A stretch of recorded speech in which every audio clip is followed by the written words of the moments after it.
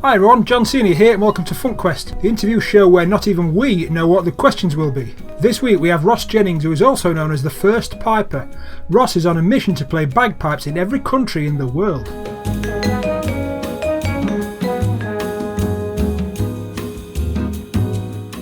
So first of all, Ross, tell us who you are and where you're dialing in from.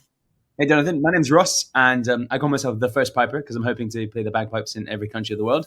And I am dialing in from Edinburgh, actually. So not too exotic, Scotland, for all the listeners that don't know where that is. So hopefully, Ross, we're going to learn about your globe-trotting adventures. The rules of FUNKQUEST are simple. Each Funkster selects one of 4 icons. Behind each icon is a question which may or may not have anything to do with the icon. The Funkster then has 1 minute to tell a story, tell a joke, or maybe even answer the question. So, question 1, you can pick a big wall, a cyclist, some walking boots, or a snow person on a sledge. Okay, I'm going to pick the boots. Let's do the boots. How do you transport your equipment, your bagpipes?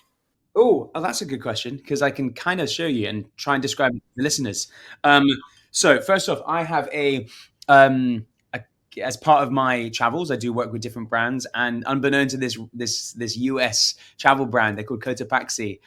They gave me a backpack many years ago, and it turns out to be the perfect bagpipe backpack. Because it also fits in my laptop and different bits like that, my camera too. So I use that. That's my physical thing, and there's lots of little compartments. But I also, with your bagpipes, people think they're massive. And so for the listeners, I'm kind of holding up some of the tubes of my bagpipes. They kind of pull apart, as you'd imagine lots of woodwind instruments do. So they pack quite nicely. But one thing I've got, which is sometimes quite different from other pipers I noticed because they don't seem to use one, is this thing called a drone roll, which is sounds like something that you might order at like a I don't know, sushi restaurant, a drone roll. But it's it's basically a piece of cloth that I can slip my drones into, the tubes of my bagpipes, and then it protects them and I can roll it up. They all tuck in here now quite nicely, and it's slightly padded, and that. So you have one set of, is that the right word? Set, pair? I do. One instrument. It looks like mini. And when I'm carrying it, the thing is, when I go through airports and X-ray machines, that's always when you know someone's paying attention. Because if they let it go, I mean, the UK, fine, they know what it is. Other countries, if it goes through the X-ray machine and they don't pull me over, I think you're not paying attention.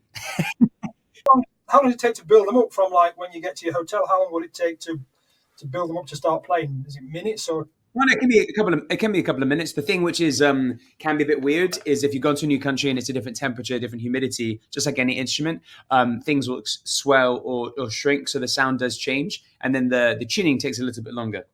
Excellent, good answer. Question 2, you can pick a walkway bridge, underwater scuba diving, some tents, or a map of the North Atlantic.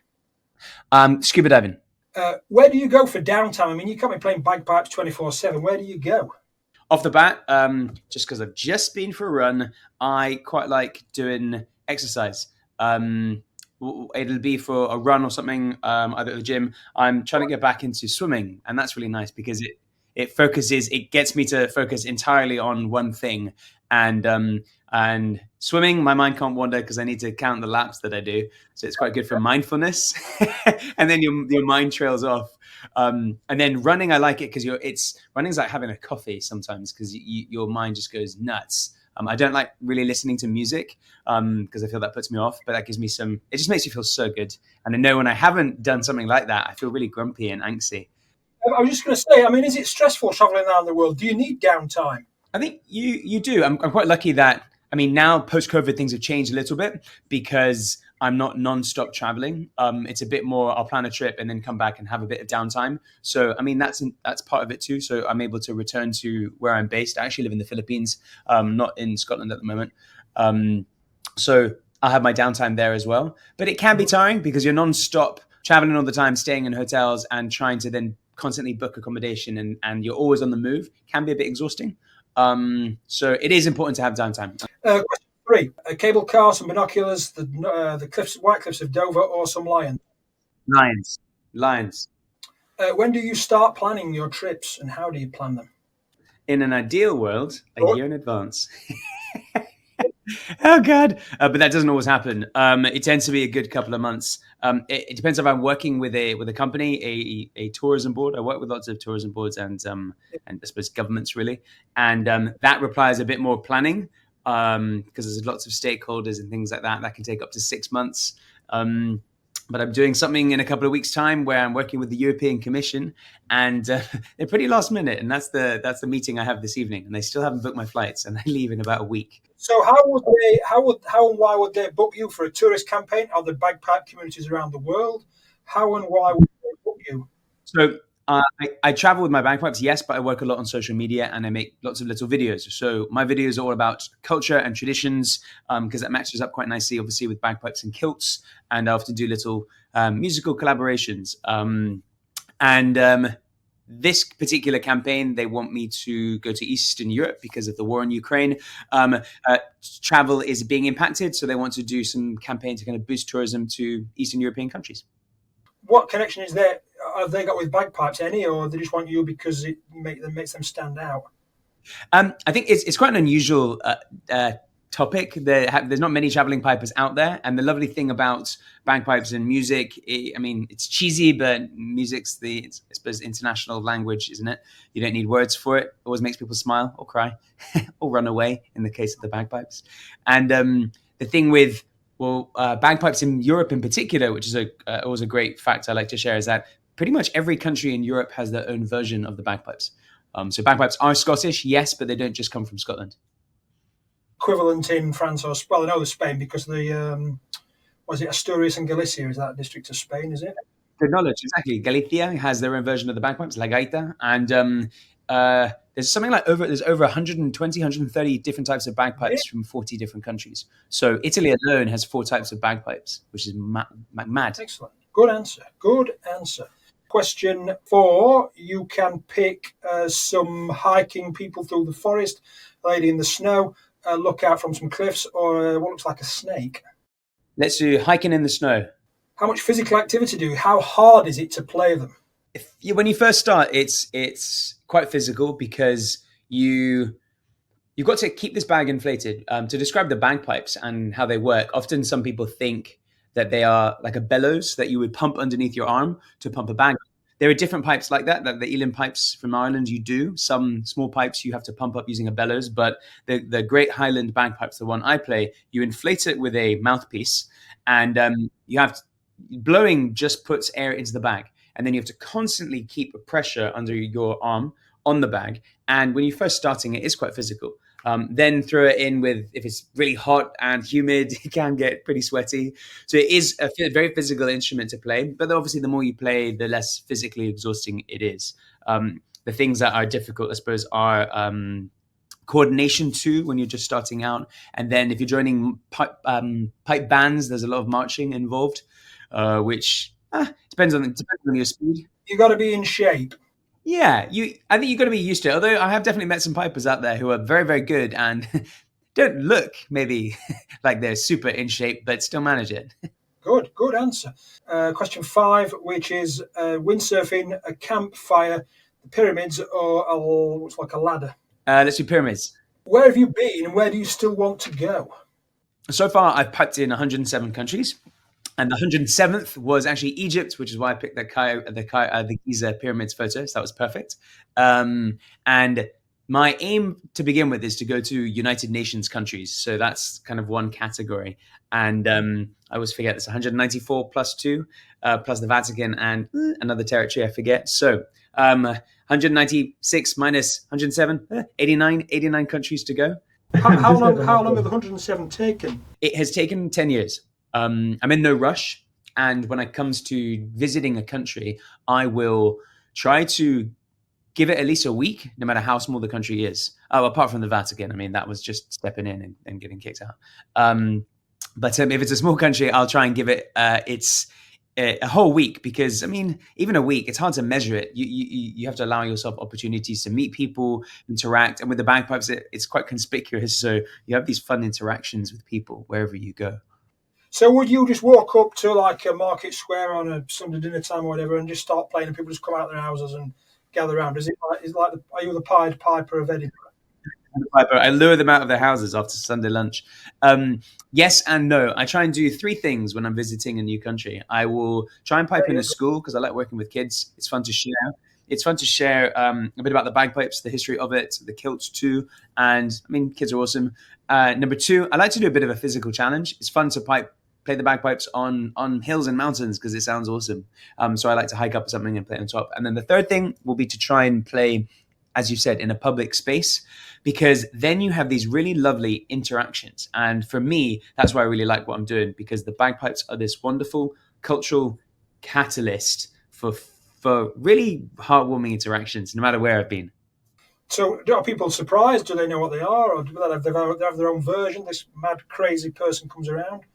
Interestingly, two reactions in places where maybe if I don't speak the language, the go-to response is, Ireland, Ireland, or Braveheart, Braveheart, Mel Gibson, Mel Gibson, Braveheart. So no matter where you go, there is some sort of reference point. There's only been a few places in the world I've been to where they haven't had a context. And I remember I was in Rwanda and I was just piping on next to a lake, next to a bunch of kids, and they had they didn't even know what was happening. And this man wearing this skirts and this super, super noisy instrument. They were a bit freaked out, but then warmed up after a while. What languages do you speak? I speak Mandarin because I spent a lot of time growing up in China, and which is why I don't sound super Scottish. And I also speak Spanish because I've just spent the past 3 years living in Guatemala. Good. Well, that's the end of the questions. I hope you're going to now show us how your instrument works. Yeah, I'm going to grab I'm very sneaky nowadays. Good, thank goodness for technology, because when like an instrument, you have to tune it, and nowadays you have apps which help you tune. So I have a bagpipe tuning app. Really? Yes.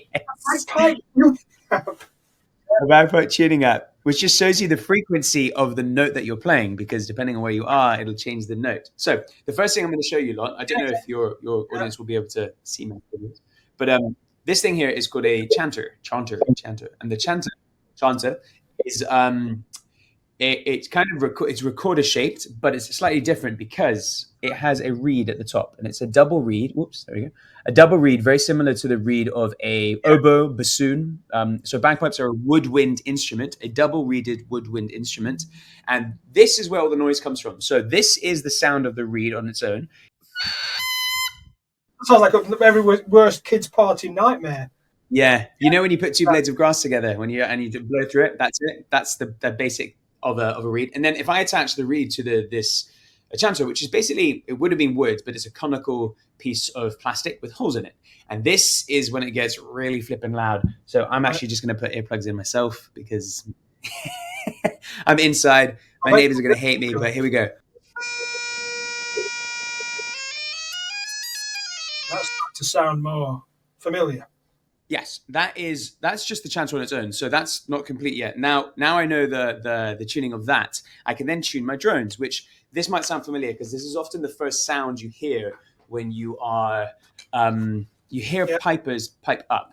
You hear this kind of like, and that is them kicking in their drones. So I've got the blowpipe in my mouth, so I need to inflate my bag.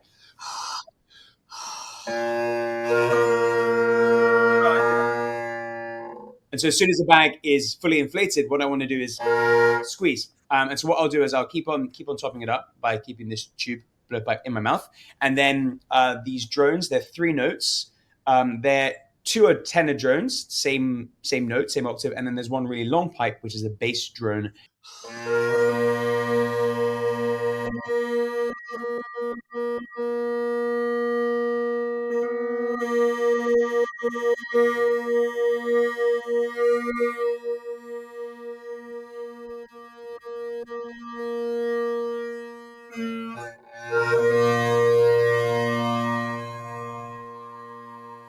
So those are all the drones together, tuned really nicely.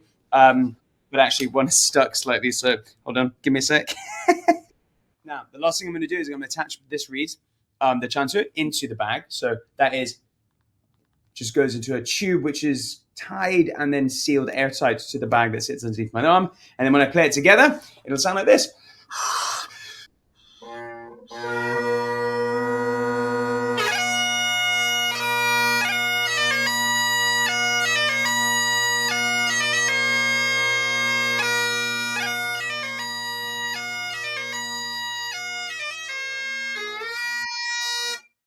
We all recognise that as the music from EastEnders.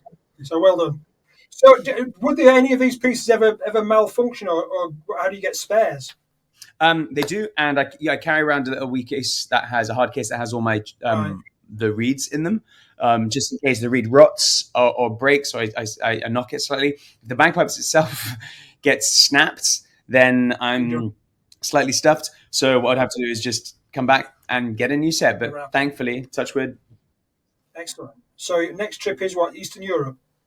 Actually, as part of my work, what I do is, which is why I often come back to Scotland to see my family, of course, and I host trips. I work as a bit of a guide. I create different trips and do different trails around Scotland, and will create my own itinerary. So I've got that on Saturday for a week, and it's with a group of Americans. And then next week to Eastern Europe. And I think actually the trip starts in Moldova. So I'm very excited. Okay, which is the top 3 countries that you want to urge on your bucket list still? The one that I always think about is Iran. I'd love to go to Iran.